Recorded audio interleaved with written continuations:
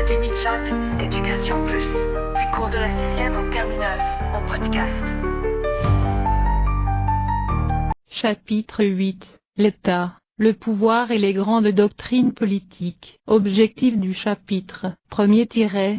Bien comprendre que la liberté est une conquête permanente. Deuxième tiret. Bien percevoir le sens et les enjeux de ces trois notions. État, pouvoir, les doctrines politiques. Piste de réflexion. Premier tiret. Qu'est-ce qu'un contrat? Troisième tiret. Est-il naturel de vivre en société? Quatrième tiret. Vivre en société signifie-t-il renoncer à la liberté? Cinquième tiret. Être libre, est-ce faire ce que l'on veut? L'obéissance à la loi que l'on s'est prescrite est liberté. Rousseau. Introduction générale. Aussi nécessaire que soit la société, son organisation ne va pas de soi. Elle suppose d'abord des règles qui en assurent le fonctionnement et s'imposent aux individus. Lorsque l'existence sociale reste encore ancrée dans la communauté, comme c'est le cas pour les sociétés primitives, ces règles émanent de la collectivité elle-même et c'est la communauté tout entière qui veille à ce qu'elles soient respectées. Le pouvoir politique, pouvoir des règles et pouvoir des contraintes, n'est pas séparé de la société. Les sociétés primitives sont des sociétés sans État. L'État n'apparaît en effet qu'avec l'émergence d'un organe du pouvoir politique séparé de la société, distinct du corps social, situé au-dessus des individus ou des groupes.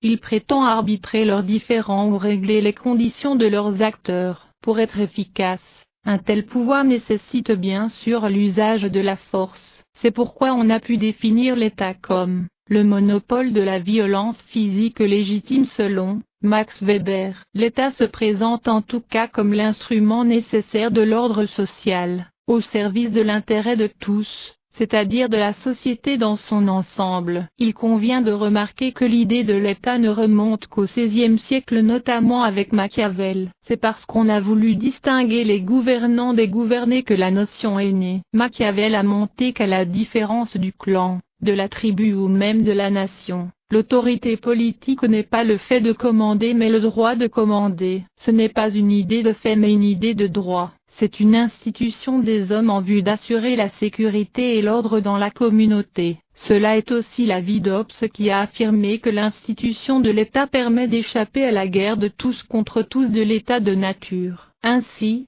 l'histoire des idées politiques nous montre que plusieurs formes de gouvernement ou des doctrines politiques ont existé à travers le monde. Ces différentes doctrines politiques sont la monarchie, l'absolutisme, le fascisme, la démocratie, le socialisme et bien d'autres. Puisque l'État est une institution qui a pour but d'assurer la sécurité, garantir la liberté des citoyens et de leur bien-être social, moral et intellectuel, quelle est la meilleure forme de gouvernement qu'il faut pour la gestion de l'État? Quel est le rapport des citoyens avec ces grandes doctrines politiques? Grand 1. L'État. La philosophie grecque a inauguré la réflexion politique et en a fixé le cadre initial, l'opposition du nomos, la loi, et de la physis, la nature. Si les sophistes faisaient le plus souvent l'apologie de la loi et de la coutume, Platon et Aristote ont eu tendance à valoriser la nature comme fondement de l'autorité politique. La philosophie moderne, à partir du XVIIe siècle, renouvellera ce débat en opposant la nature et la convention. Cette notion de convention renvoie à l'irruption de l'idée de liberté comme condition et comme fin de la société politique, et cela à partir des prémices individualistes que ni Platon ni Aristote n'auraient acceptées. Petit 1. La famille et l'État. La critique de la conception patriarcale du pouvoir. Pour un anthropologue comme Lévi-Strauss, rien ne serait plus faux que de réduire la famille à son fondement naturel. Son institution est culturelle. Pourtant, dès l'Antiquité, par exemple chez Aristote, la réflexion sur l'État a toujours été liée à une analyse des formes des sociétés que sont la famille ou le village, voire la tribu.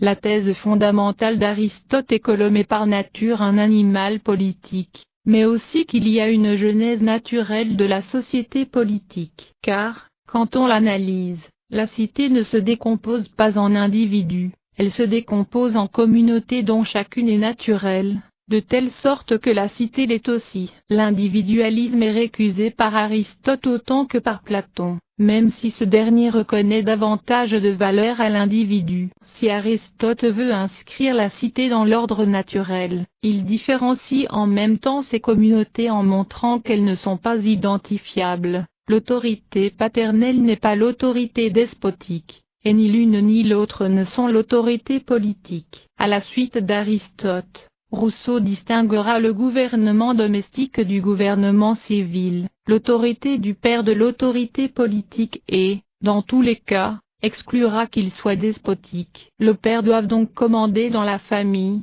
mais il n'y commande pas comme un roi, et un roi à son tour ne commande pas dans son royaume comme un père car il n'est pas le père de ses sujets. Le modèle patriarcal du pouvoir politique se trouve à l'en refuser. Il reste à en trouver les fondements. Petit 2. Le pacte social et l'institution de l'État. À l'idée aristotélicienne d'une sociabilité naturelle des hommes, Rousseau oppose leur caractère asocial dans l'état de nature et la possibilité, inconcevable pour Aristote, d'une autarcie, autonomie, naturelle de l'individu. Les théoriciens du contrat sont tous opposés à la thèse aristotélicienne de l'état fondé en nature. Ils le fondent sur une convention, mais ils ne s'entendent pas sur la nature même de cette convention. Il y a en effet bien de la différence entre le pacte de soumission fondant un pouvoir absolu chez Hobbes et le pacte d'association proposé par Rousseau, qui jette les bases d'une conception démocratique de la souveraineté qui,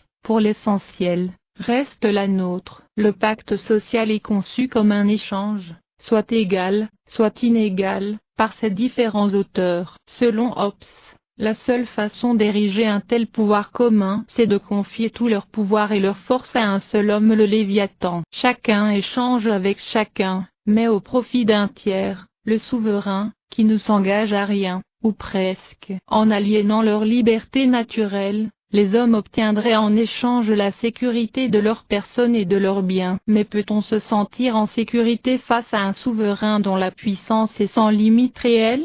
Selon Rousseau, la liberté est inaliénable, on ne peut ni la donner ni la vendre car chacun de nous met en commun sa personne et toute sa puissance sous la suprême direction de la volonté générale. Dans l'acte d'association, chacun, en s'unissant à tous, n'obéit pourtant qu'à lui-même et reste aussi libre qu'auparavant, car, en se donnant à tous, chacun ne se donne à personne, chacun n'échange jamais qu'avec soi-même, ce qui constitue un paradoxal et singulier échange. Chacun y renonce, en réalité, à sa liberté, et à ses droits naturels, pour acquérir une liberté politique et des droits civils. Le pacte social d'un animal stupide et borné fait un être intelligent et un homme. Petit 3. Sa genèse et son fondement. Difficile en réalité de trouver aujourd'hui une société digne de ce nom sans un pouvoir qui assure l'ordre, la paix, la liberté, la sécurité, le bien-être de ses membres. Ce pouvoir, c'est l'État, défini comme une société organisée, ayant un gouvernement autonome et jouant le rôle d'une personne morale distincte à l'égard des autres sociétés analogues, avec lesquelles il est en relation. André Lalande, vocabulaire technique et critique de la philosophie. Les États modernes sont des États-nations, la nation désignant l'ensemble des individus formant un corps social uni par une volonté de vivre ensemble, une communauté de culture, de traditions historiques, d'aspiration. Mais l'État ne coïncide pas nécessairement avec la nation. Il y a des États sans nation, par exemple le Vatican, et des nations composées en plusieurs États, par exemple la nation américaine ou la nation arabe. Les sociétés primitives sont des sociétés sans État, mais régies quand même par un type de pouvoir. La patrie renvoie à l'attachement affectif de l'individu à sa nation. Le problème de fond est de savoir ce qui fonde le pouvoir d'État en tant que pouvoir politique. Quelle est sa relation aux autres pouvoirs, économiques, religieux, culturels notamment? Quels sont les fondements du pouvoir? Pourquoi les hommes acceptent-ils un pouvoir commun? Le fondement de l'État est à la fois logique et historique. Logique parce que l'État est une forme d'organisation sociale et structuration de la société. Historique parce que l'État apparaît à un certain moment dans l'évolution de la société. L'organisation clanique ou tribale précède l'organisation étatique. Au stade du clan ou de la tribu, le pouvoir est diffus, dilué, dans la société. La politique n'est pas une activité spécifique, lieu d'exercice du pouvoir. La société est réglementée par les rapports de parenté. Le chef de la tribu n'est pas un chef d'État. Il rétablit l'ordre, la concorde sur la seule base de sa parole, du respect et du prestige que la société lui reconnaît en tant que représentant des ancêtres et dépositaire de la tradition. L'État en revanche se constitue et se définit comme pouvoir central, séparé de la société et placé au-dessus d'elle, se donnant pour mission d'organiser, de contrôler un territoire et l'ensemble des individus qui s'y trouvent. La croissance démographique, la limitation des moyens de subsistance, les mouvements migratoires entraînent l'éclatement de la tribu, la formation d'unités sociales plus vastes. Les différentes sphères de l'existence s'émancipent de la tutelle des rapports de parenté. La politique s'instaure comme activité autonome et la distinction gouvernant-gouverné structure désormais la société. De qui les gouvernants tiennent-ils leur pouvoir? De Dieu, de la force ou des gouvernés? Grand 2. Le pouvoir. La notion de pouvoir est à entendre comme la faculté d'agir propre à l'homme, une capacité d'agir sur les choses et sur les personnes. Il naît d'une décision et s'exerce par le biais d'une puissance d'exécution de la décision. Le pouvoir suppose donc un pôle qui commande et un autre qui veille obéir. Il s'applique dans la plupart des cas dans un groupe social. C'est alors la capacité d'action et d'affirmation de soi d'un individu ou d'un groupe social. Max Weber, pour qui il n'y a pas de pouvoir sans violence, affirme dans son œuvre Économie et société que l'exercice du pouvoir équivaut à faire triompher au sein d'une relation sociale sa propre volonté, même contre la résistance d'autres personnes. Et ajoute-t-il, tout pouvoir n'est légitime que s'il lui est accordé par la communauté le droit de recourir à la force contre celui qui veut désobéir. En ce sens, le pouvoir est lié à l'autorité qui est un pouvoir de commandement conféré à une institution ou à une personne, le consentement des individus à obéir à une personne ou à une institution. L'autorité est habilitée à prendre de décisions concernant le groupe social dont il a la charge. Elle jouit d'une souveraineté qui varie suivant l'importance du pouvoir. Max Weber distingue 3 types d'autorité: traditionnelle, légale, rationnelle et charismatique. Premier tiret. L'autorité traditionnelle, elle est fondée sur la conviction qu'un pouvoir qui a fait preuve de son efficacité par le passé doit être maintenu. Ce type d'autorité peut être aboli par ceux qui l'ont instauré. Deuxième tiret. L'autorité légale rationnelle, elle est fondée par la rationalité. Elle est inscrite dans le droit civil ou administratif et vise généralement à remédier à une situation détériorée, mais non à châtier. Troisième tiret. L'autorité charismatique, celle dont bénéficie en particulier un chef religieux ou politique, est censée provenir de Dieu ou de la révélation. Cependant, pourrait-on se demander, comment un homme peut-il accepter d'être sous la tutelle, la domination d'un autre homme comme lui? Kant répond, les hommes, vu leur inclination naturelle vers le mal, ne sont pas capables par eux-mêmes d'obéir aux règles universellement valables et partant d'être libres. Il leur faut donc un maître qui est exempt de cette tare et qui impose par la force l'obéissance à la volonté universelle. Au chapitre des fonctions du pouvoir, Platon dit qu'il assure l'ordre public et est la condition de toute vie sociale. Pour Rousseau, il est la condition de toute liberté et gèle de tout progrès. Ainsi, faut-il nécessairement obéir au pouvoir? Pour Machiavel, un pouvoir auquel on n'obéit pas ne serait plus un pouvoir et ne remplirait plus sa fonction. Dans la mesure où tout pouvoir corrompt, c'est-à-dire, il tend à l'abus selon John Locke. Dans ce cas, faut-il obéir? Le devoir de résistance, plus précisément la résistance d'opinion, doit être la mesure du devoir d'obéissance.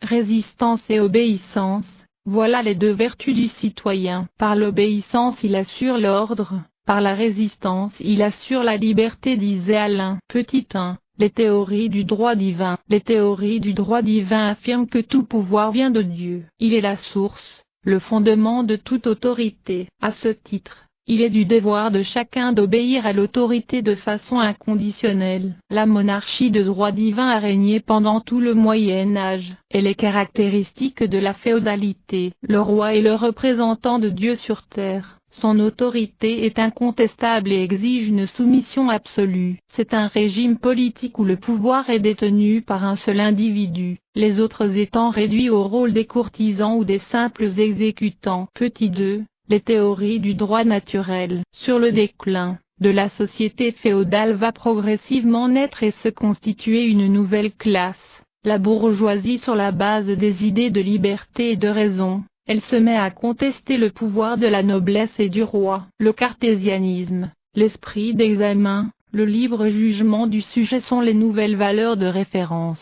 Elles dessinent désormais l'horizon de la pensée et de la culture. Le pouvoir descend du ciel sur la terre et les théories du droit naturel succèdent aux théories du droit divin. Le fondement du pouvoir, ce n'est plus la volonté de Dieu, mais la volonté des hommes. Thomas Hobbes, figure marquante de cette conception du pouvoir, dessine l'État sous les traits d'un monstre, le Léviathan, symbole d'un pouvoir fort, seul capable d'endiguer les instincts agressifs de la nature humaine. Aussi longtemps que les hommes vivent sans un pouvoir commun qui les tienne tous en respect, ils sont dans un état de guerre de tous contre tous, l'homme étant un loup pour l'homme. La coexistence sociale n'est possible que par un pouvoir fort capable d'inspirer crainte et effroi, capable d'unifier les volontés et de décider pour tout le monde. L'État repose sur un contrat de soumission. Chacun se soumet au monarque, qui en retour assure ordre et sécurité. Petit 3.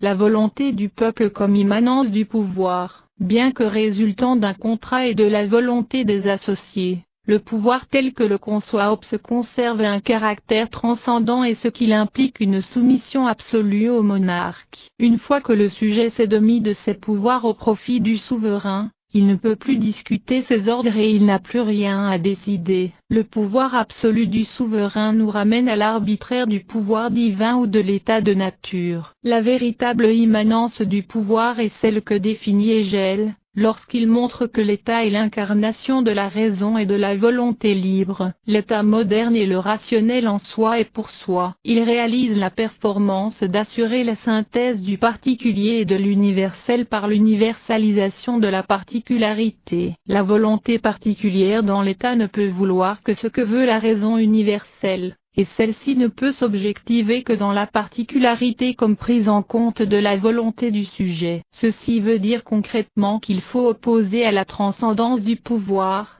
en tant qu'il émane de Dieu ou de la force, l'immanence, ce qui est contenu dans la nature d'un être, comme véritable fondement du pouvoir ayant sa source dans la raison et la volonté libre du citoyen. Petit 4. La finalité de l'État. Les gouvernants tiennent leur pouvoir du peuple dont ils appliquent les lois et la volonté. L'État n'a d'autre fin que le bien du peuple. Les anarchistes estiment pourtant que l'État signifie en réalité le sacrifice des libertés individuelles et l'anéantissement de toute vie collective. C'est un carcan incompatible avec le développement physique et moral de la personne humaine. L'individu ne peut s'épanouir que dans le cadre des libres associations, seul susceptible de prendre en compte les intérêts quotidiens concrets, réels de chacun. Or, il n'y a pas d'association humaine possible sans règles de vie communes, sans un minimum d'organisation, sans un certain pouvoir. La vigilance critique consiste à ne pas perdre de vue que les formes de l'État et du pouvoir varient suivant le temps, l'espace, la culture, certaines modalités conduisant à des résultats contraires aux fins visées. Le pouvoir peut s'adosser à la tradition, à la coutume, la culture. C'est le cas des sociétés tribales. Il peut être charismatique, s'incarner dans un individu particulièrement doué, naturellement talentueux en politique, sachant parler à la foule, drainant derrière lui des masses qui répondent à son appel. La foule obéit parce que le leader fascine. Il y a risque de glissement vers le fascisme. Dans les États modernes, le pouvoir est légal, exercée conformément à la Constitution. Cependant, la Constitution peut exprimer la volonté d'un individu ou d'une oligarchie, qui détient alors tous les pouvoirs et décide du destin de la société. Le souverain dicte sa volonté au peuple et n'a de compte à ne rendre à personne. C'est l'État totalitaire et despotique. Cependant, l'expérience historique montre que les dépositaires du pouvoir utilisent souvent leur position dominante pour ériger leur volonté particulière en volonté générale de la société, remettant ainsi en cause les acquis de la démocratie. Les formes de l'État ne peuvent être comprises sans leur mise en relation avec l'organisation économique de la société et sa division en classes. L'État exprime les rapports de force entre les classes, chaque période de l'histoire étant marquée par l'hégémonie d'une classe sur les autres classes de la société, hégémonie qui s'exerce à travers les appareils idéologiques d'État que sont l'école, la famille, la religion, etc., l'armée, la police, l'administration, les tribunaux constituant les appareils répressifs du pouvoir de l'État. Au Moyen Âge, l'État féodal assurait la domination de la noblesse. Aujourd'hui, les États modernes sont des États bourgeois dont le pouvoir politique a pour base économique structurelle le mode de production capitaliste. Au bout du compte, la finalité de l'État, indépendamment de ses formes historiques, est la même. La finalité de l'État, c'est la liberté. L'État libère d'abord de l'état de nature qui ramène l'homme à l'animalité en tant que lieu d'expression de l'instinct, des pulsions biologiques, des désirs et des appétits non contrôlés. L'animal est asservi aux lois de la nature, à la loi de la jungle. L'État introduit l'homme dans le règne du droit, de la loi humaine voulue, acceptée, produite par l'homme lui-même. L'État, c'est le domaine de la liberté réalisée, Hegel. La liberté étant l'obéissance à la loi qu'on s'est prescrite. Il n'y a pas de liberté sans justice.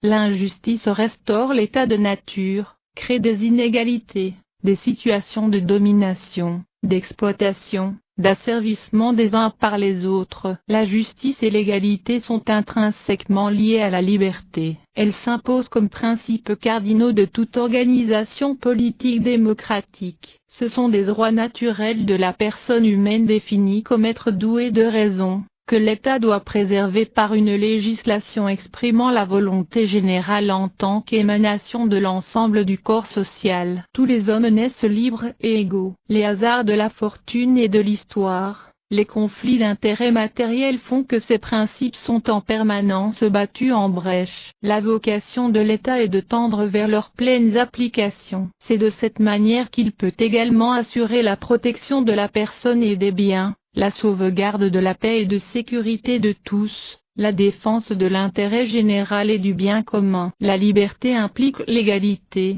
mais aussi et surtout, plus concrètement, l'exercice du jugement personnel de chacun, la tolérance, le respect des opinions des autres, la diffusion des idées et du savoir. L'État réalisant la liberté rend possible les progrès de la connaissance, de la culture, de la civilisation. Petit 5.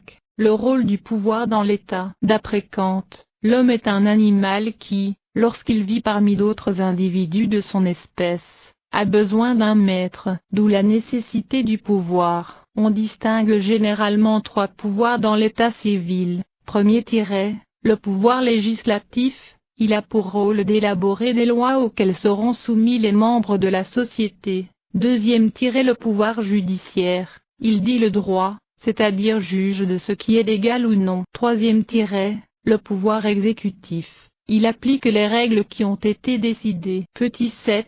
Les limites de l'État. Petit a. Les critiques du pacte social et de l'État. Les critiques des théories du contrat viennent d'horizons très divers. La critique hegelienne est originale. Elle vise surtout Rousseau dont elle réfute l'individualisme, en faisant de l'existence des individus le fondement même du pacte social. Les théories du contrat laissent à penser que l'individu aurait le choix de conclure ou de ne pas conclure le pacte, comme si l'institution de l'État dépendait de la bonne volonté des individus. Mais, selon Hegel, en seule approche d'Aristote, l'autoréalité est effective en tant que membre de l'État. auquel il ne préexiste pas. Hegel introduit une distinction capitale entre la société civile et l'État. La société civile est le lieu même où se confrontent les intérêts individuels, mais ces conflits menacent de rompre l'unité du corps social. L'État a pour fonction de préserver cette unité par la considération de l'universel. La société civile relève donc d'une forme de libéralisme économique qui, d'après Hegel,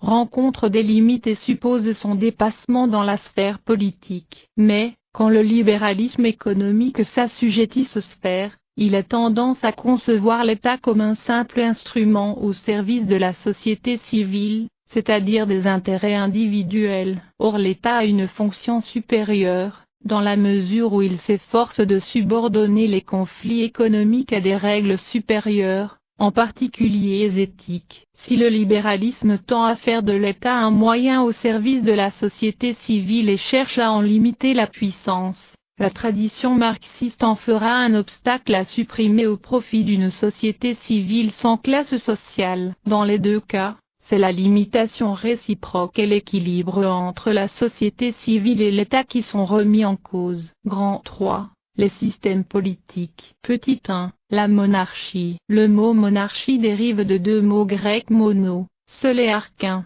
commandé. La monarchie est un régime politique dans lequel l'autorité de l'État est exercée par un seul individu. Le chef de l'État peut être un roi, une reine, un sultan, un empereur. Le pouvoir se transmet de façon héréditaire, mais le pouvoir d'un monarque peut être soumis au contrôle d'un groupe d'individus. Ainsi, on constate à travers l'histoire des idées politiques plusieurs sortes de monarchies. Petit a, la tyrannie. La tyrannie est un gouvernement qui abuse de son autorité. Il conquiert le pouvoir par la force. Dans ce régime, la liberté individuelle n'est pas respectée et le peuple n'a aucun contrôle sur le pouvoir. Petit b. L'aristocratie. Du grec aristo qui veut dire excellent et krato / pouvoir. C'est le gouvernement des meilleurs, des excellents, des riches, c'est-à-dire le gouvernement des anciens ou des sages reconnus par leur exemple politique. Petit c. La monarchie constitutionnelle. Dans ce régime, le pouvoir du roi est limité. Le véritable pouvoir est détenu par le Premier ministre issu du parti politique majoritaire au Parlement. Ce régime est encore exercé de nos jours en Grande-Bretagne, en Espagne, au Maroc. Petit 2. L'absolutisme. Au sens strict, c'est un système politique dans lequel l'État a un pouvoir absolu. Le chef de l'État seul décide de tout. L'individu ne compte pas, il doit obéir. De la sorte, la liberté revient uniquement pour l'individu, à fonder son désir dans celui du chef de l'État. Comme l'affirme Gentile, c'est dans cet esprit que Louis XIV clamait « L'État c'est moi ». Jacques Bossuet, pour soutenir la politique de Louis XIV en France au XVIIe siècle, avait religieusement interprété l'absolutisme. Pour lui, le souverain tient son pouvoir de Dieu. Il a un pouvoir sacré. Il est responsable devant Dieu mais non devant le peuple. Si le peuple doit une obéissance inconditionnelle au souverain, d'après Bossuet, c'est à cause de leur péché originel qui les a rendus radicalement mauvais. Puisque l'homme est naturellement mauvais et corrompu, il faut un pouvoir fort. Ainsi, si le souverain dirige mal, il faut plutôt prier pour que Dieu le ramène à la raison mais non se révolter contre lui car il a des comptes à rendre à Dieu mais pas aux hommes. Dans l'absolutisme, on attribue souvent à l'autorité une origine transcendante. Le souverain est considéré comme l'incarnation de Dieu lui-même. Théocratie, ou son représentant sur la terre. Petit 3. L'anarchie. Les anarchistes voient dans l'État le mal radical et l'individu la valeur suprême. Ils condamnent l'État car il est, selon eux, l'aliénation de la liberté individuelle. D'où Bakounine écrit « L'État est un cimetière où viennent s'enterrer toutes les manifestations de la vie individuelle ». Pour les anarchistes, il faut vivre sa vie, faire ce qu'on veut, épanouir sa personnalité. Il prône par contre les associations naturelles. C'est seulement dans les libres associations, pense-t-il, que les individus peuvent véritablement s'épanouir. Toutefois,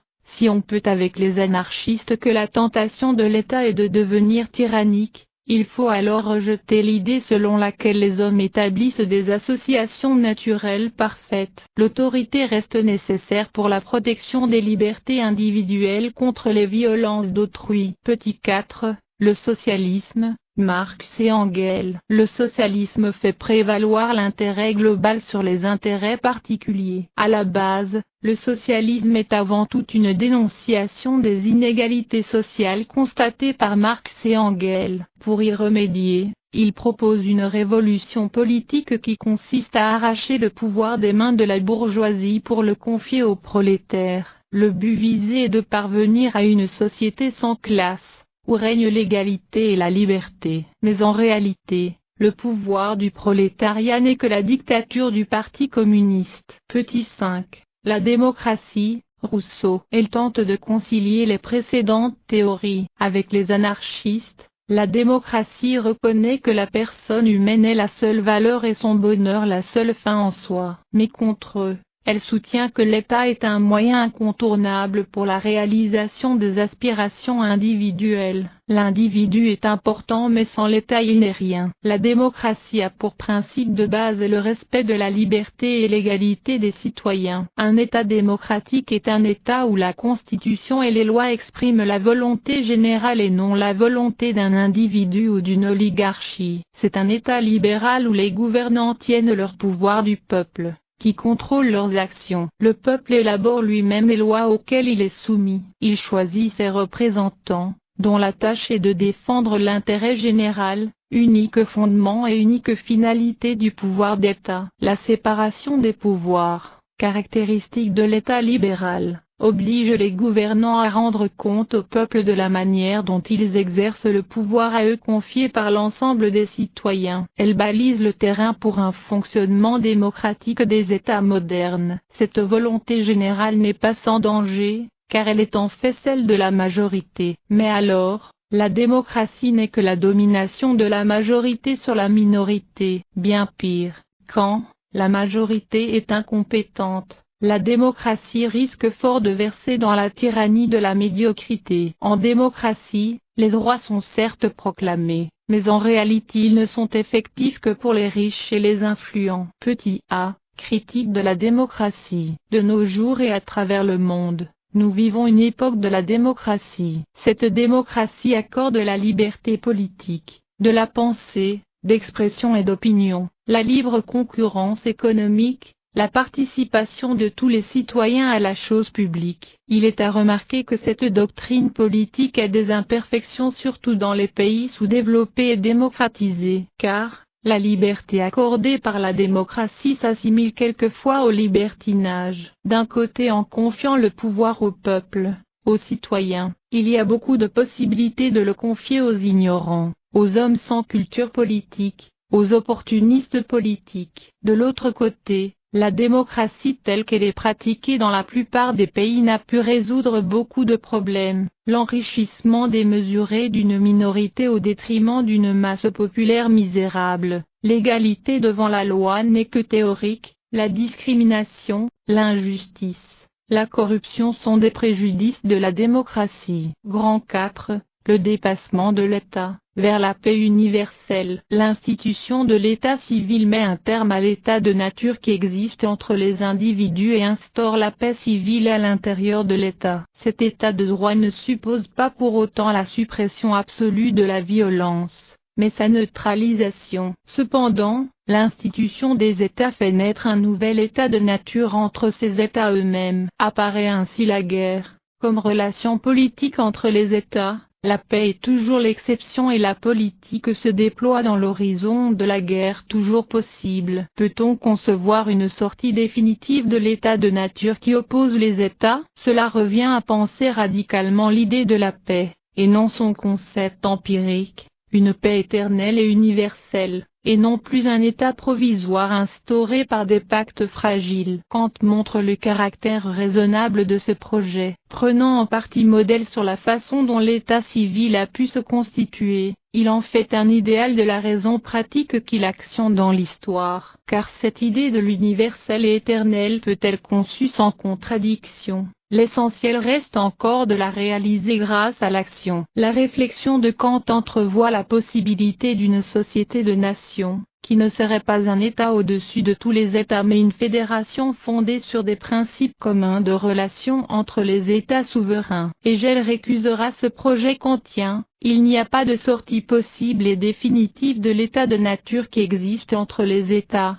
et la guerre, qui les met à l'épreuve, semble inévitable. Il est vrai que l'histoire ne lui a jusqu'ici opposé aucun démenti dans les faits. Conclusion générale. D'une manière générale, l'État est société organisée ayant un gouvernement autonome et jouant le rôle d'une personne morale. Si un groupe social est uni par une communauté organisée autour d'une tradition historique ayant des aspirations communes, cela forme une nation. Lorsque cette nation est rassemblée sur un territoire déterminé, celui-ci constitue une patrie des membres du groupe et si elle est dotée d'une institution politique, c'est un État. Donc l'État est caractérisé par un territoire, une population unie et un gouvernement. Ainsi, quelle est la forme d'État qu'il faut pour une bonne gouvernance ou encore pour répondre aux aspirations de la population? La communauté politique est traversée par plusieurs doctrines qui organisent l'autorité de l'État. Le système de gouvernance varie d'une doctrine politique à une autre. C'est ainsi que d'une part les partisans de l'absolutisme voient en l'homme une méchanceté naturelle à telle enseigne que,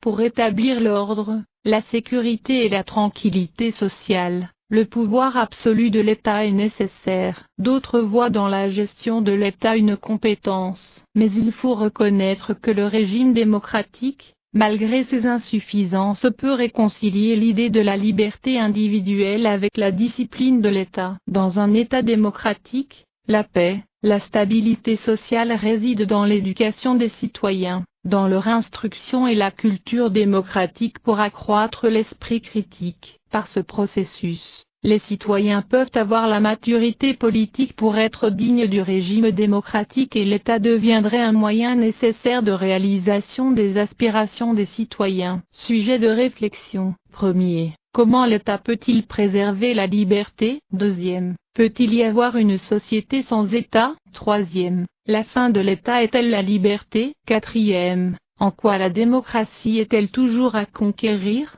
5e. Y a-t-il une autonomie du politique par rapport au social? Quérir. 5e. Y a-t-il une autonomie du politique par rapport au social? Quérir. 5e. Y a-t-il une autonomie du politique par rapport